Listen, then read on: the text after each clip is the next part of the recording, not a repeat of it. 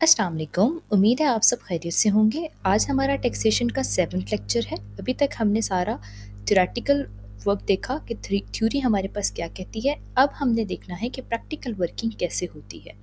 Means that कि एक person को रजिस्टर करने से लेकर उसकी सारी वर्किंग जैसे रिटर्न्स होती हैं, सब कुछ जो उसमें आता है, जो हमने अभी तक पढ़ा, वो कैसे होता है और उसके क्या क्या प्रोसेस है। अब हम सबसे पहले जानेंगे कि जो सबसे पहला स्टेप है वो क्या है, एक पर्सन को रजिस्टर करना। तो एक पर्सन को कैसे रजिस्टर किया जाता है, ये हम आज के लेक्चर में सीखेंगे। सबसे पहले तो ये जानना ज़रूरी है हमारे लिए कि आइरिस पोर्टल क्या है। एफबीआर की ऑफिशियल वेबसाइट पे जाके आपको ये काम नहीं करना होता है। एफबीआर ने एक अलग से पोर्टल लॉन्च किया है जिसको आइरिस का नाम दिया गया है, और इसके अंदर एक पर्सन को रजिस्टर करने से लेकर उसकी इनकम टैक्स रिटर्न्स फाइल करना, सब काम इसी एक पोर्टल के ऊपर होते हैं। अगर हम देखें कि ये पोर्टल हमारे पास किस तरह दिखता है, तो ये इस तरह पोर्टल होता है। जब हम इसको सर्च करते हैं तो हमारे पास ये इस तरह शो होता है। इसमें हमने एक पर्सन का सीएनआईसी नंबर और उसका पासवर्ड एंटर करना होता है अगर वो ऑलरेडी रजिस्टर्ड है, और उसको लॉगिन कर लेना होता है। अगर वो ऑलरेडी रजिस्टर्ड नहीं है तो फिर हमें उसकी न्यू रजिस्ट्रेशन करनी होती है। लॉगिन के बिल्कुल नीचे ही हमारे पास न्यू रजिस्ट्रेशन की ऑप्शन भी मौजूद है। जब हम एक पर्सन को रजिस्टर करने जा रहे होते हैं तो उससे पहले भी हमें कुछ स्टेप्स देखने होते हैं। तो वो क्या है, अब हम पहले वो जानते हैं और फिर देखते हैं रजिस्ट्रेशन का प्रोसेस कैसे होता है। सबसे पहले तो कोई भी पर्सन आपके पास आता है और आपको कहता है कि मैंने रजिस्टर होना है एफबीआर पे, तो आप उसकी प्रोफाइल इंक्वायरी करते हैं। प्रोफाइल इंक्वायरी क्या है ये हम अभी डिस्कस करेंगे। दूसरे नंबर पे अगर हम जब प्रोफाइल इंक्वायरी करते हैं और वो पर्सन शो होता है कि उसका कोई रिकॉर्ड वहाँ पे एग्जिस्ट नहीं कर रहा है, तो फिर हमें जो चाहिए होते हैं डॉक्यूमेंट और डिटेल, वो क्या है। सबसे पहले तो हमें सीएनआईसी चाहिए होता है। सीएनआईसी क्यों चाहिए होता है, क्योंकि उसमें से हमें उस पर्सन का नेम, उस पर्सन का सीएनआईसी नंबर, उस पर्सन का एड्रेस, ये तीनों रिक्वायर्ड डिटेल्स हमें वहीं से मिलती हैं। सेकेंडली, हमें उस पर्सन का मोबाइल नंबर और ईमेल चाहिए होता है। मोबाइल नंबर वो होना चाहिए जो उस पर्सन के नेम पे रजिस्टर्ड हो, और ईमेल जो उसके यूज़ में हो, ताकि उसके ऊपर जब कोड्स वगैरह आएँ तो हम वो एंटर कर सकें। अब हम जानते हैं प्रोफाइल इंक्वायरी क्या है और ये क्यों की जाती है। प्रोफाइल इंक्वायरी हमारे पास बेसिकली ये है कि हम एक पर्सन का सीएनआईसी एंटर करते हैं तो एफबीआर हमें रिकॉर्ड बताता है अपना कि क्या उस पर्सन का कोई रिकॉर्ड पहले से एग्जिस्ट कर तो नहीं रहा। अगर कर रहा है तो उसने कौन सा मोबाइल और कौन सी ईमेल यूज़ की थी, ताकि हम उसके पासवर्ड को रिकवर कर सकें। हमारे मुल्क में एट टाइम्स ऐसा होता है कि जब प्रॉपर्टी की लेन देन हो या कोई इस तरह का मामला हो, तो एक पर्सन फाइलर है, दूसरा पर्सन फाइलर नहीं होता है। उसको कहते हैं वो होना चाह नहीं रहा होता। तो अब जब आपका एक पर्सन जिससे आपका कॉन्ट्रैक्ट हो रहा है, एक पर्सन अगर फाइलर है और दूसरा नहीं है, तो दोनों पे नॉन फाइलर का रेट अप्लाई होता है। तो उसको कवर अप करने के लिए कुछ लोग इस तरह करते हैं कि वो एक पर्सन को उसका सीएनआईसी क्योंकि उनके पास होता है, तो वो उसको रजिस्टर करवा देते हैं और उस पर्सन को पता नहीं होता कि वो रजिस्टर हो चुका हुआ है। तो इसलिए एहतियातन आपने पहले चेक करना होता है कि वो पर्सन कहीं ऑलरेडी रजिस्टर्ड है तो नहीं, और अगर है तो कौन सा ईमेल, कौन सा मोबाइल नंबर यूज़ किया गया है। अब हम देखते हैं कि हम ये कैसे पता करेंगे, प्रोफाइल इंक्वायरी हम कैसे करेंगे। तो उसके कुछ स्टेप्स हैं। सबसे पहला स्टेप क्या है कि आपने एफबीआर का ऑनलाइन वेरिफिकेशन सिस्टम निकालना है। जब आप उस ऑनलाइन वेरिफिकेशन सिस्टम को निकालेंगे तो जैसे यहाँ पर एक लिस्ट शो हो रही है, आपको ऐसे ही एक लिस्ट शो होगी। इसमें आपने ढूंढना है कि टैक्स पेयर प्रोफाइल इंक्वायरी कहाँ लिखा है। जैसे मैंने इसको जूम करके यहाँ पे शो किया है, टैक्स पेयर प्रोफाइल इंक्वायरी। आपने उस टैक्स पेयर प्रोफाइल इंक्वायरी के ऊपर क्लिक करना है। जब आप उस पर क्लिक करेंगे तो आपके पास ऐसे एक पोर्टल ओपन हो जाएगा। यहाँ पे आपने क्या करना है, यहाँ पे जहाँ पैरामीटर टाइप है तो आपने वहाँ पे सेलेक्ट करना है, एंटी एंड सीएनआईसी ऑप्शंस होंगे, आपने सीएनआईसी पे क्लिक करना है।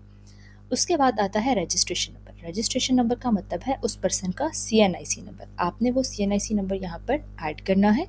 उसके बाद ये जो कोड आपको शो हो रहा होगा, आपने इस कोड को एंटर करके आपने वेरीफाई पे क्लिक करना है। जब आप वेरीफाई पे क्लिक करेंगे तो हमारे पास दो सिनेरियो आते हैं। पहला सिनेरियो तो हमारे पास ये है कि अगर एक पर्सन रजिस्टर्ड है तो उसका डाटा कैसे आएगा, और अगर एक पर्सन रजिस्टर्ड नहीं है तो उसका डाटा कैसे शो होगा। तो सबसे पहले हम ये देखते हैं कि अगर एक पर्सन रजिस्टर्ड है तो उसका डाटा कैसे शो होगा। जब हमने रजिस्ट्रेशन नंबर एंटर किया, वेरीफाई किया, तो हमारे पास उस पर्सन की पूरी डिटेल आ गई कि उसका नेम क्या है, उसका सीएनआईसी नंबर क्या है, उसने ईमेल क्या यूज़ की है, उसने सेल नंबर क्या यूज़ किया है, उसका एड्रेस क्या है, वो कब रजिस्टर हुआ था, और अगर उसका कोई बिज़नेस होगा तो वो बिज़नेस भी शो हो रहा होगा। सेकंड, हमारे पास वो आता है कि जब एक पर्सन रजिस्टर्ड नहीं है तो हम जब उसका CNIC नंबर एंटर करके वेरीफाई करते हैं तो हमारे पास आता है no record exist. Online verification system में नो रिकॉर्ड एग्जिस्ट। अब हमने क्या करना है, अब हमने उस स्टेप पे जाना है कि हमें CNIC चाहिए, हमें ईमेल चाहिए, हमें मोबाइल नंबर चाहिए। ये तीनों हमारे पास रिक्वायर्ड डिटेल्स होंगी।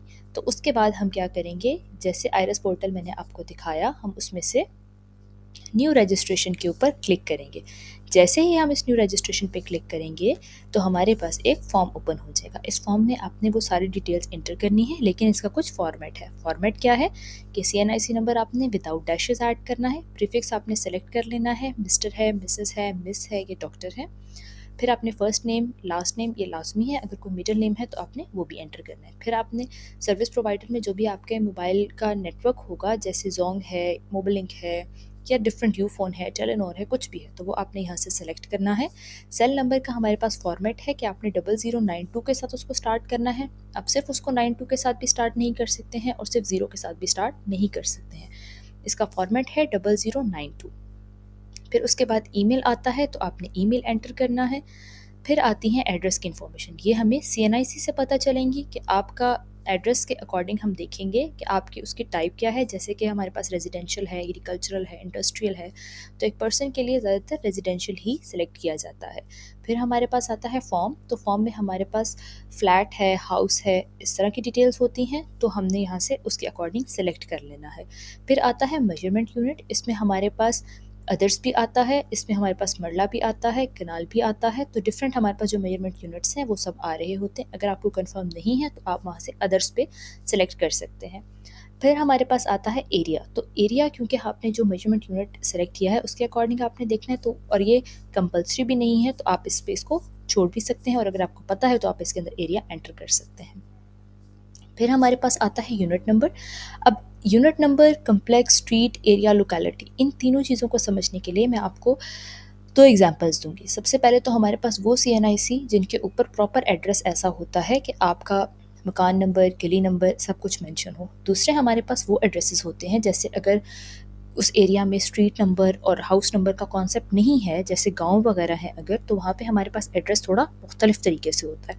तो फिर आप उस एड्रेस को 3 पार्ट्स में डिवाइड करते हैं कि उनका, जैसे अगर गांव का नाम है, कोई मोहल्ला है, या वहाँ का जो PO बॉक्स है, ठीक है, वो जो सब कुछ लिखा होता है, आपने उस पूरे एड्रेस को 3 पार्ट्स में डिवाइड करके यहाँ पे लिख देना होता है। और अगर तो आपके पास हाउस नंबर स्ट्रीट नंबर के फॉर्म में है तो आपने यूनिट नंबर में हाउस नंबर लिखना है, कम्प्लेक्स स्ट्रीट में आपने जो भी आपका स्ट्रीट नंबर है, ब्लॉक नंबर है, वो लिखना है, और एरिया लोकेलिटी में आपने बाकी जो एरिया आता है वो लिखना है। लेकिन आपने जो सिटी और डिस्ट्रिक्ट है वो यहाँ पे नहीं लिखना है। सिटी में आप सिटी जाके सिलेक्ट करेंगे। जैसे अगर अभी हम एग्जांपल लेते हैं रावलपिंडी की, आप रावलपिंडी सिलेक्ट करेंगे तो आपके पास बहुत से ऑप्शंस आएंगे। जैसे रावलपिंडी के आगे मरी भी आ रहा होगा, खोटा भी आ रहा होगा, कंटोनमेंट भी आ रहा होगा। तो ये डिफरेंट हमारे पास एरियाज़ आ रहे होंगे। इसमें से जो आपका रेलिवेंट एरिया है आप वो सिलेक्ट करेंगे। अगर आपको कंफर्म नहीं हो रहा है तो आप सिंपल रावलपिंडी भी सिलेक्ट कर सकते हैं। फिर उसके बाद डिस्ट्रिक्ट, ये ऑटो वहाँ से उठा लेता है। कैपेसिटी में आपने बताना होता है कि जो आपने एड्रेस दिया है आप उसमें ओनर हैं या आप उसमें लीज पे हैं, बेनामी प्रॉपर्टी है, वो क्या है। और फिर उसमें जो आपका शेयर होता है वो भी आपने इसके अंदर मेंशन करना होता है। जब हम ये सारी डिटेल्स एंटर करके उसको सबमिट करते हैं तो उसी फॉर्म के नीचे हमारे पास ऑप्शन आ जाती है SMS कोड और ईमेल कोड की, ठीक है। अब ये जो SMS कोड और ईमेल कोड है, यहाँ पे हमारे पास कोड्स रिसीव होते हैं, जो हमने कोड्स वहाँ पे एंटर करने होते हैं। वो कोड्स किस तरह रिसीव होते हैं अब हम वो भी देख लेते हैं।